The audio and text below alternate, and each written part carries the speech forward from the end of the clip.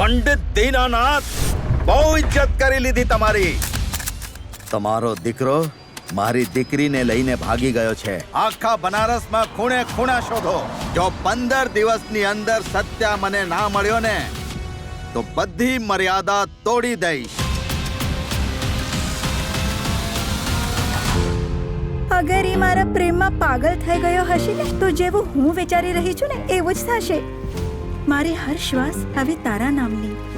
સળગાવી દે મને અથવા બુઝાવી દે. લાવ, બુઝાવી દઉં. સોનમ, કાશ આ સમય અહીંયા જ ઊભો રહી જાય. ના ભૂખ લાગે, ના પ્યાસ લાગે, ના દિવસ થાય, ના રાત, ના ખુશી, ના ગમ. બસ તું અને સત્ય, સોનમ જીવ લઈ લેશે તારો. કઈ સમજમાં ના આવ્યું.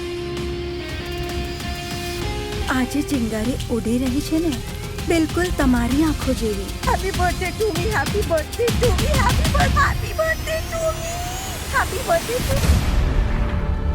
સપનું જ્યારે સાચું થાય છે ને તો બહુ સારું લાગે છે. તો આપણે બે સાથે મરી જશું. સપનું જ્યારે તૂટે છે ને તો જીવ લઈ લે છે. જો ઘી સીધી આંગળીએ ન નીકળે તો મને આંગળી વાંકી કરતા આવડે છે. પણ છે ને મારા વગર નહીં રહી શકે મામા. સોનમનો આટલો ડર? વાહ.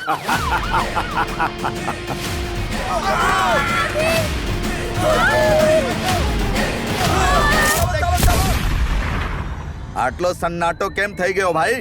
હે, પિક્ચર ચાલુ કર. પ્રેમ હોય કે નફરત, જ્યારે સોનમ બેવફાઈ માટે વ્યક્તિને સજા આપવાનું નક્કી કરે છે ત્યારે તે તેમને મારી નાખશે.